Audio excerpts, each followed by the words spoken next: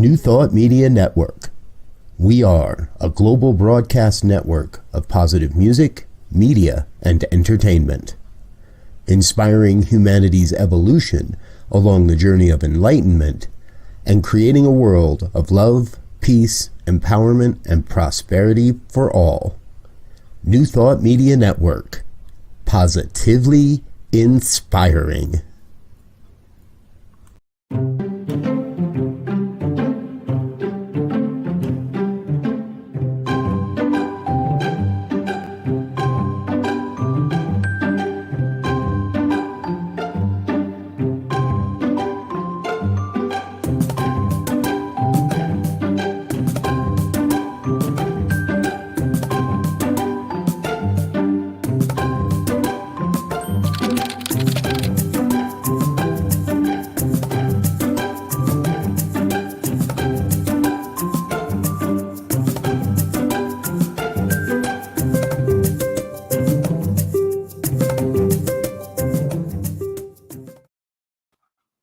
Good evening and welcome to another edition of Evening Prayers. I'm your host, Rev Z, and as always, it's my pleasure to be here with you to engage in the sacred art of prayer and to raise our vibrations to the level of the divine.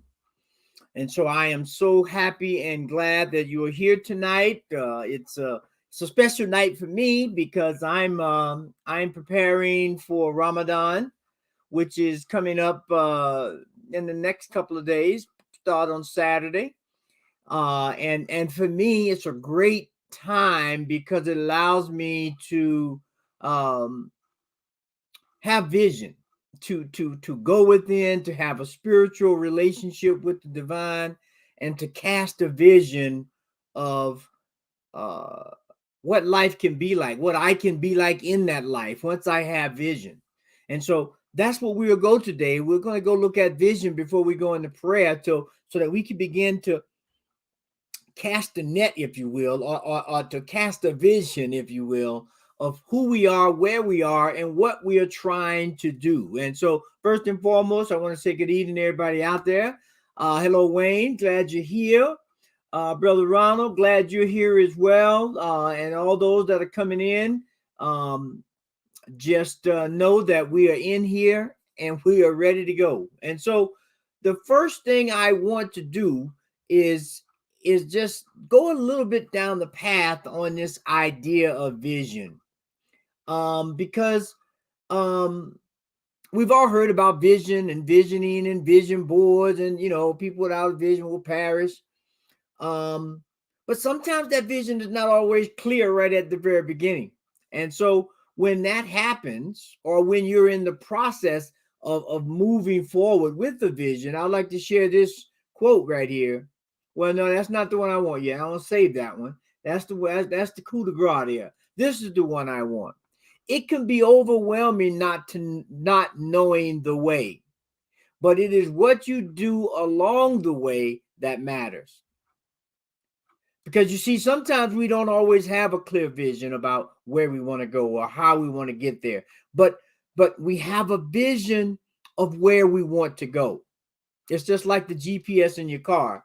Once you lock in on the destination, you can take all kind of routes to get there. And if you get off the most direct route, your GPS will say, please proceed to the highlighted route, to get you back on the most direct way there. And so as long as you have a vision that you've cast, if you get out and get off the path, just know that the vision has been set, the destination is clear, and that you're able to move towards it.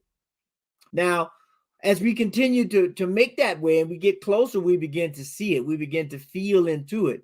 Then we come up with this whole idea of this next quote.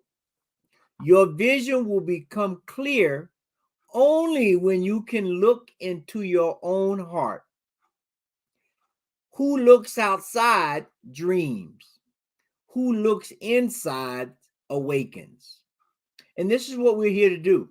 We're here to look inside and awaken and activate that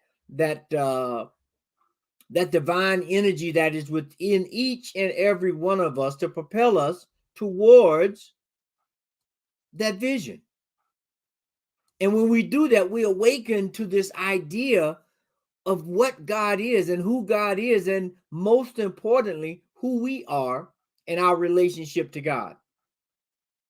And so when we can do that, now we can walk in faith because we have a connection. We are in sync with the divine, and we can move in a way that allows us to take sure steps, that allows us to maybe venture off the path, get lost, but have the faith and the confidence in the divine mind of God that we will get back on track, that we will be moving in a direction that will bring us in sync with who and what we are. And that's the key. As Carl Jung said, we have to look within to see who we are so we can awaken to that idea, to that personality, to that gift that God has given each and every one of us. And so the way to do that is to have a vision. And the vision could change, but you gotta have a vision, right? And the capstone on this whole idea came from Helen Keller. Now, so hopefully you may have heard of Helen Keller. If you haven't, go and do a little research on her. She was a blind young lady. She was blind at a very young age, and she learned to read Braille, and she went on to do great things. But in my mind, her crowning statement was this: the only thing worse than being blind is having sight but no vision. The only thing worse than being blind is having sight but no vision. And she was both blind and deaf. But she went on to do some amazing things. And I won't spoil it for you. I'll just go look up Helen Keller and just look at the things that she accomplished with her life being blind and deaf. There's an old movie out there that you could go and look at too. It might be on Netflix or one of those, or maybe on YouTube. But it's called the Helen Keller story. Fascinating. So when you look at that story and you think you have problems, or you can't cast a vision, or you don't know how to move forward, watch that. That'll inspire you. And so with that understanding, let's go into prayer. This understanding that the only thing worse than being blind is having vision, having sight, but no vision. And so with that, let's go within. And so as we go within and we begin to open our inner eye and realize that the power, the presence that is God is within each and every one of us. That divine source, that creative intelligence, that life-giving essence that is flowing through every aspect of our being allows us to see into the dark, to see into the future, to see into the present moment, that the only thing that has sway in our lives is God itself. And that as we continue to look inside and to cast a vision of connection and communication and awakening to the magnificence that we are, we begin to see clearly the vision that is in front of us. And so I know each and every one of us here are awakening to that idea that we are feeling the energy, the divine source moving through everything we do. And we are moving in a direction and in a way that allows us to be guided and to be protected and to be blessed and to open up to the magnificence that we are. And so it's with that understanding that I declare right here, right now, that each and every one of us on this call, those that may hear it later, and those that may not even know it's being said, but the vibration of this prayer is reverberating throughout the universe. Because I know that every aspect of our being, all the way down to the cells of our body, are awakening to the vibration of God.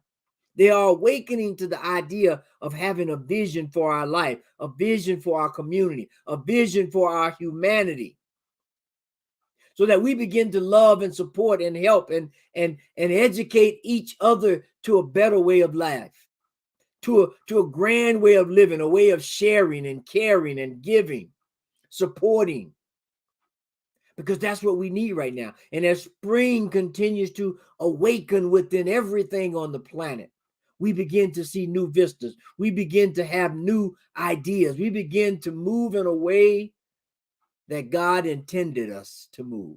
And that is with ease and grace and faith up front. And so I declare right here, right now, that is the state of affairs for everyone, that we are walking into that we are upholding that, and we are keeping that close in our hearts. And so it is at that understanding of a heartfelt vision that I give thanks. I give thanks knowing that as I continue to walk in the way of that vision, that the road will continue to widen. The road will continue to be revealed, because that is the way of God, and that is the way of walking in faith. And so it is in that understanding that I release this prayer into a law that is infallible, a law that always produces. And so I know that this prayer has been activated in each and every one of our lives, and it is opening to a grand and great vista where God is always present. And so with that, I release, I let go, and I know that it is so, and so it is. Amen, amen, and amen. And so I just want to thank you again for being here. As always, this is that time of the program where if you're in need of prayer, please send your prayer to prayer@ntmedia.org, and the prayer team will take that prayer, whether it's for a person, place, thing, or situation, whether it's for healing, revealing, or celebration. We will send some divine energy that way. And so I know and I believe that right now God is calling each and every one of us to awaken to a new way of life, to a new way of living, and that is a life of vision. And so, as always, we love your support, so please continue to donate by going to www.ntmedia.org and click the donate button and support the station. And so as we wrap up, and please join us tomorrow, Reverend Briz and I, on Ministers Talking Sugar. We'll be on at 7 o'clock Mountain Time, and we got some great conversation tomorrow, so you won't want to miss it. But always remember this quote by Helen Keller: the only thing worse than being blind is having sight but no vision. And so I would bid everyone a fair evening, sending you love, light, and insight. And so it is. Amen.